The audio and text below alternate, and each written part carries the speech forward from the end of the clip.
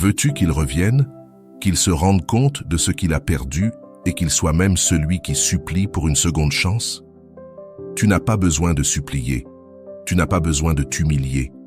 Il suffit d'un seul message. Un message simple mais puissant, qui frappe directement son ego et réveille sa plus grande peur, la peur de te perdre pour toujours. Ce n'est pas n'importe quel message. C'est une phrase soigneusement construite qui active les bons mécanismes psychologiques dans son esprit. Pendant que toi tu souffrais, lui vivait dans une bulle de confort. Il croyait que tu serais toujours là, qu'il pouvait te prendre ou te laisser à sa guise. Il pensait que ton amour était garanti, inépuisable. Mais il y a quelque chose qu'il ignore, une chose que son ego masculin ne peut pas supporter. La possibilité réelle, tangible et concrète que tu aies avancé sans lui, que tu aies retrouvé ton propre pouvoir, que tu aies découvert qu'il ne t'est pas nécessaire pour être complète. Quand un homme réalise que la femme qu'il prenait pour acquise a commencé à se valoriser elle-même, quelque chose se brise en lui. Son monde vacille, sa confiance s'effondre, son ego entre en panique totale, parce qu'il a toujours agi en partant d'une prémisse fausse, que tu étais perdu sans lui, que tu avais plus besoin de la relation que lui, que c'était lui qui contrôlait la situation. Mais quand il reçoit ce message précis, toutes ses illusions s'écroulent en quelques secondes. Son esprit commence à traiter une nouvelle réalité. Une réalité où tu ne le supplies pas de revenir. Une réalité où tu ne le poursuis pas. Une réalité où tu as pris le contrôle de ta vie. Et cela l'effraie plus que tout au monde. Parce que les hommes ont besoin de se sentir indispensables, de se sentir importants dans ta vie, d'avoir la certitude d'occuper une place unique que personne d'autre ne peut combler. Mais quand ton message lui démontre le contraire, quand il lui révèle que tu as trouvé ta propre force, alors son monde se retourne. Soudain, c'est lui qui se retrouve en position de vulnérabilité. Soudain, c'est lui qui a peur de te perdre. Soudain, c'est lui qui se rend compte qu'il a commis l'erreur la plus grave de sa vie. Ce message n'est pas une supplique désespérée, ni une manipulation pour le reconquérir. C'est simplement la vérité la plus pure, exprimée de la manière la plus puissante. C'est ta déclaration d'indépendance émotionnelle. C'est ta façon de lui rappeler qui tu es vraiment, de lui rappeler ton véritable prix, de lui rappeler que tu mérites quelqu'un qui t'élit chaque jour, et pas seulement quand cela l'arrange. Et lorsqu'il lira ces mots, son cerveau passera en mode alerte. Il commencera à repenser à tous les moments que vous avez partagés. Il commencera à regretter ton rire, ta présence, ta manière unique de voir le monde. Il commencera à t'imaginer vivant sans lui et cette image le détruira de l'intérieur.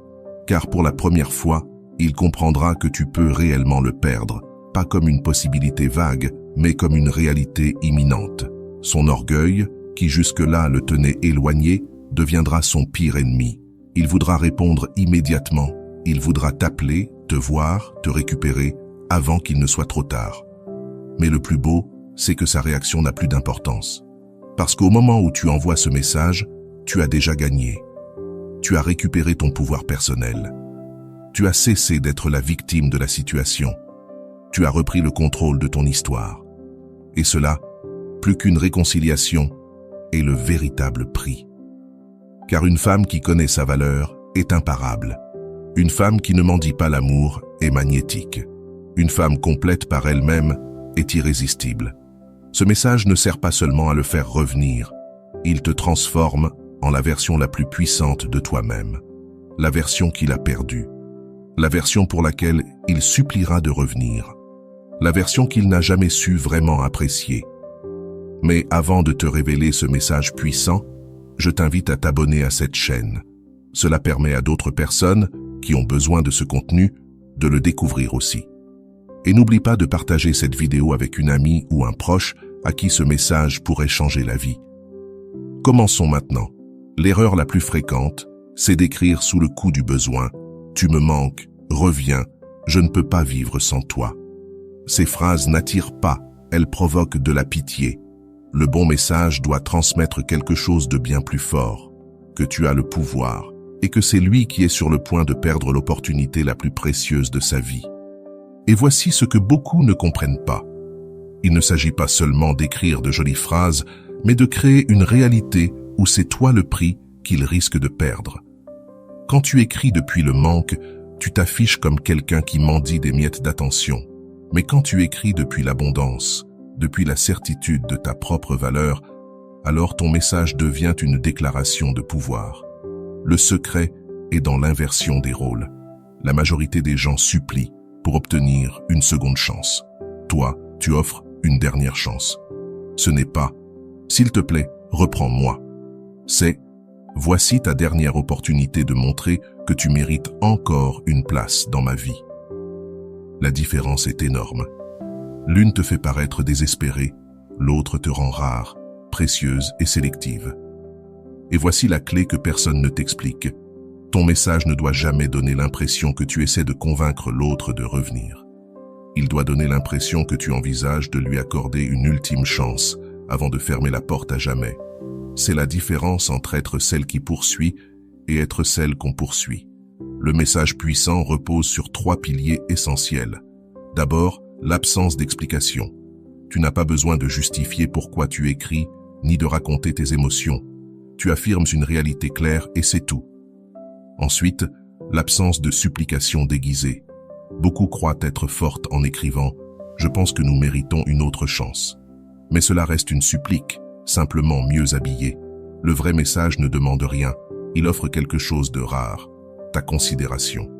Enfin, et c'est crucial, le message doit soulever plus de questions qu'il ne donne de réponses. Il doit créer un vide mental que l'autre cherchera à combler. Et dans ce processus, il se mettra à penser à toi de façon obsessionnelle. C'est un hameçon psychologique, discret, subtil, mais impossible à ignorer. Comme une chanson obsédante qu'on n'arrive pas à sortir de sa tête. Sauf que cette chanson, c'est toi. Quand quelqu'un sent qu'il a perdu le contrôle sur toi, son cerveau déclenche une alarme, la peur d'être oublié. Et à ce moment-là, il commence à se battre pour récupérer ce qu'il croyait acquis. Le message doit être court, mais chargé d'intention. Il ne supplie pas, n'explique pas, il pose les règles du jeu. Ce qui se produit dans son esprit est fascinant. Les psychologues appellent cela la réactance psychologique. C'est ce mécanisme qui nous pousse à désirer davantage ce qu'on nous dit que nous ne pouvons plus avoir. Son cerveau primitif interprète ta nouvelle position comme une menace à son territoire émotionnel et déclenche toutes ses alarmes internes. Mais il y a encore plus profond. Le cerveau humain est programmé pour accorder plus de valeur à ce qu'il est en train de perdre qu'à ce qu'il possède déjà. C'est le biais d'aversion à la perte, et il fonctionne de manière brutale dans les relations. Quand il réalise que tu n'es plus une option garantie, que tu n'es plus là à attendre, sa perception de ta valeur explose instantanément. Le vrai pouvoir de ce message, c'est qu'il active la perception de rareté. Tu n'es pas disponible à n'importe quel moment. Tu es en train d'évaluer si cette relation mérite encore ton temps et ton énergie. Et c'est cette inversion de dynamique qui crée l'urgence, ce besoin d'agir avant qu'il ne soit trop tard. Et voici le coup de grâce. Ton message ne se contente pas d'activer la peur de la perte, il éveille aussi la curiosité et le défi.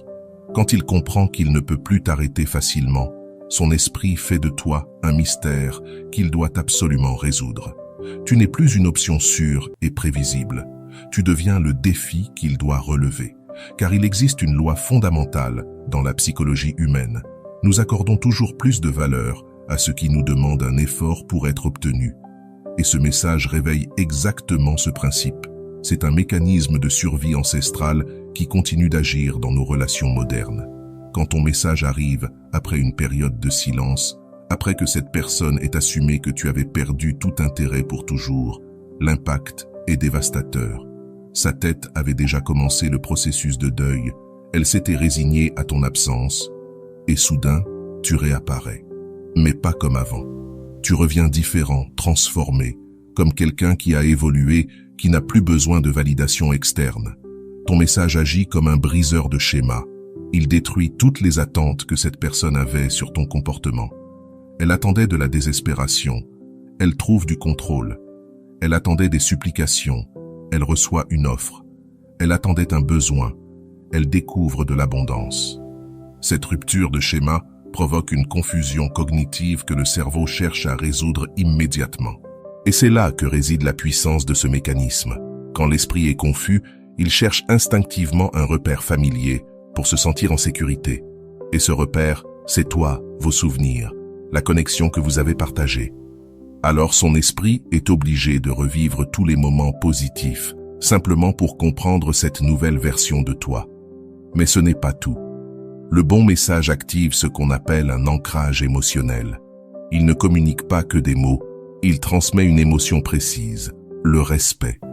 Quand quelqu'un lit un message qui exprime du pouvoir sans agressivité, de l'abondance sans arrogance, de la fermeté sans cruauté, quelque chose en lui reconnaît cette énergie et la respecte immédiatement.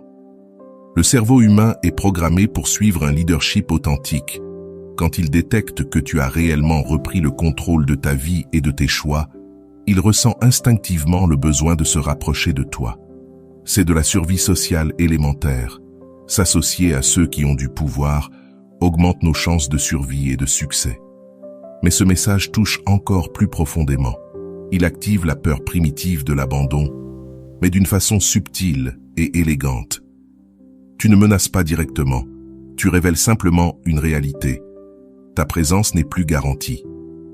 Et cette peur de l'abandon est l'une des forces les plus puissantes de la psyché humaine, car elle est directement liée à nos instincts les plus basiques. Celui qui reçoit ton message se retrouve face à une vérité inconfortable.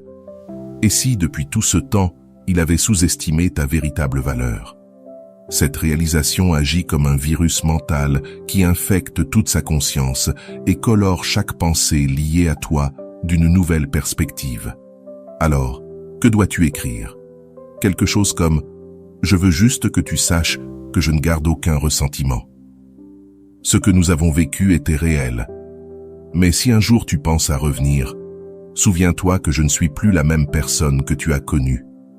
Aujourd'hui, je suis plus fort, plus conscient, et je ne me contente plus de moins que ce que je mérite. Ce message ne demande rien, n'implore rien. Pourtant, il sème dans son esprit une idée brutale. Peut-être t'a-t-il déjà perdu pour toujours. Chaque phrase est soigneusement conçue pour pénétrer plusieurs couches de son inconscient. Je ne garde aucun ressentiment, désarme toute défense. Son cerveau ne peut pas cataloguer tes mots comme une attaque, une manipulation ou un drame, parce que tu communiques depuis un espace de paix intérieure. Là où il attendait une tempête, il rencontre la sérénité. Cette surprise le rend vulnérable à la suite. Ce que nous avons vécu était réel, légitime la relation, sans l'idéaliser ni la dénigrer. Cette validation le pousse à revivre intérieurement ces moments authentiques. Puis vient le coup magistral. Mais si un jour tu penses à revenir, ce n'est pas une invitation, c'est un conditionnel. Tu poses la balle dans son camp tout en lui faisant comprendre que tu n'attends rien. Tu n'es plus suspendu à sa décision. Tu exposes une possibilité, rien de plus. Et là arrive la phrase qui explose dans son esprit. Souviens-toi que je ne suis plus la même personne que tu as connue. En une ligne, tu pulvérises son ego. Tu lui annonces que la version de toi qu'il croyait acquise n'existe plus. Pendant qu'il est resté la même personne, toi, tu as grandi, tu as évolué, tu t'es transformé en quelqu'un qu'il ne connaît plus, quelqu'un qu'il devrait reconquérir depuis zéro. Puis tu enfonces le clou. Aujourd'hui, je suis plus fort, plus conscient. Pas besoin d'explication, pas besoin de détails. C'est une déclaration de puissance. Et enfin, la frappe finale. Je ne me contente plus de moins que ce que je mérite. C'est la sentence qui tue. Tu viens de lui dire que tes standards ont changé, qu'il n'a plus le droit de t'offrir des miettes, que s'il veut encore une place dans ta vie, il devra se hisser à la hauteur de ta nouvelle version. Ce message entier est une déclaration d'indépendance émotionnelle. Tu ne demandes rien, tu n'offres rien de précis. Tu déclares simplement qui tu es désormais, une personne qui a grandi, qui a guéri, qui s'est relevée et qui est parfaitement bien avec ou sans lui. Et c'est exactement cela qui bouleverse tout son monde intérieur. Car soudain, il ne te voit plus comme la personne toujours disponible, mais comme quelqu'un qui peut choisir de continuer sa vie sans se retourner. Ce contraste est un choc si violent qu'il déclenche en lui un état de désespoir. C'est à ce moment qu'il commence à ressentir l'envie irrépressible de te récupérer. Non pas parce que tu l'as supplié, mais parce que tu lui as montré, sans un mot de trop, que tu n'as plus besoin de lui. Quand il commence à faire ses calculs, tout change. Si tu n'es plus la même personne, cela signifie qu'il doit réévaluer complètement tout ce qu'il croyait savoir sur toi. Les stratégies qu'il utilisait autrefois pour obtenir ton attention peuvent ne plus fonctionner. Les anciens schémas de communication peuvent ne plus être efficaces. Mais voici ce qui est le plus puissant. Son cerveau commence à combler les vides d'informations avec son imagination. Et cette imagination n'est presque jamais en sa faveur. Si tu es plus forte, plus consciente, avec des standards plus élevés, sa pensée dérive immédiatement. Peut-être que d'autres personnes s'intéressent à toi, peut-être que tu as de nouvelles opportunités, peut-être que ta vie est désormais plus pleine et plus riche. Alors, un mécanisme primitif s'active. La peur de l'abandon, brutale, intense, impossible à ignorer. Il réalise que peut-être il t'a vraiment perdu, pas seulement pour un temps comme il l'avait supposé, mais définitivement. Et c'est ce doute qui le torture, car il n'y a aucune certitude. Son ego, habitué à croire qu'il gardait un certain contrôle ou au moins une influence sur tes émotions, est confronté à une réalité terrible. Ce contrôle a disparu. Désormais, il ne peut plus prédire tes réactions. Il ne peut plus utiliser les vieilles techniques qui marchaient avant. Il ne peut plus tenir pour acquise ta disponibilité émotionnelle. La phrase « Elle peut continuer sa vie sans se retourner » résonne dans son esprit comme une cloche funèbre, détruisant ses illusions d'une réconciliation facile. Il comprend que la question n'est plus quand vous allez revenir ensemble, mais si cette possibilité existe encore. Et voici le tournant psychologique le plus brutal. Son esprit commence à idéaliser rétrospectivement ce que vous aviez. Tous les problèmes, toutes les raisons pour lesquelles la relation avait échoué s'effacent peu à peu, comparé à l'angoisse de te perdre pour toujours. Son cerveau réécrit les souvenirs, mettant en avant les bons moments et floutant les mauvais. Peu à peu, une urgence s'installe dans son système nerveux. Pas l'urgence paniquée de quelqu'un qui perd quelque chose sous ses yeux, mais une urgence plus subtile, celle de sentir qu'une fenêtre d'opportunité est en train de se fermer et que bientôt, elle ne s'ouvrira plus jamais. Son orgueil lutte contre sa peur d'être abandonné. Une partie de lui veut garder sa posture, agir comme si ton message ne l'avait pas touché.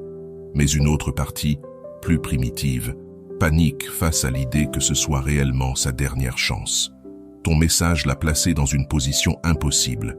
S'il répond immédiatement, il admet qu'il te manque et que tu l'as atteint. S'il ne répond pas, il prend le risque que tu interprètes son silence comme un désintérêt définitif et que tu fermes la porte pour toujours. S'il répond en retard, il doit expliquer pourquoi, ce qui revient à admettre qu'il a pensé à toi tout ce temps. C'est là la véritable génialité du message. Peu importe comment il réagit, tu as déjà gagné. Tu as repris tout le pouvoir dans la dynamique, tu as élevé ton image dans sa perception, et tu as planté en lui une graine d'urgence qui grandira chaque jour où il ne saura pas s'il peut encore te récupérer, ou s'il t'a perdu à jamais. Souviens-toi, la clé n'est jamais de mendier l'amour.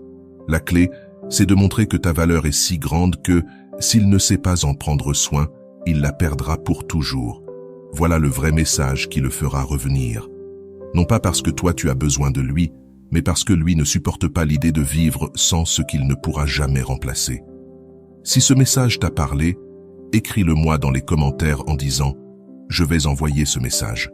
Cela me prouvera que tu as compris et que tu es prête à reprendre ton pouvoir.